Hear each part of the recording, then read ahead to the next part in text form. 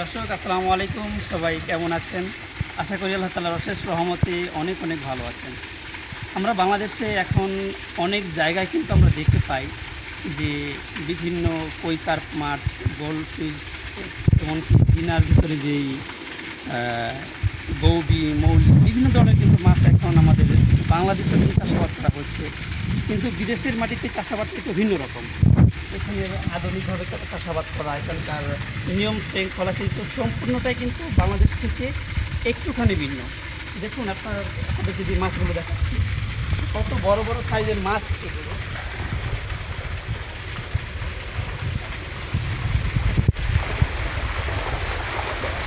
এক একটা মাছ 4 KG, 5 KG, 6 KG পর্যন্ত মাছ রয়েছে। দেখুন মাছটা, এই যে একটা মাছ দেখুন, এই মাছটার ওজন কমপক্ষে 5 থেকে 6 কেজি ওজন হবে। আর যদি দাম আমি ধরি, এই মাছটুকুর দাম সৌদি আরবের কমপক্ষে 500 থেকে 600 টাকা দাম হবে। সেই হিসেবে বাংলাদেশের মূল্য আসে, এটার দাম কমপক্ষে 17 থেকে 18,000 টাকা মূল্য আসে একটা মাছের দাম।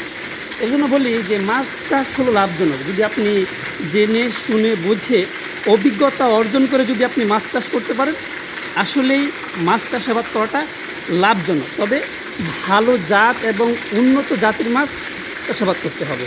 ধন্যবাদ।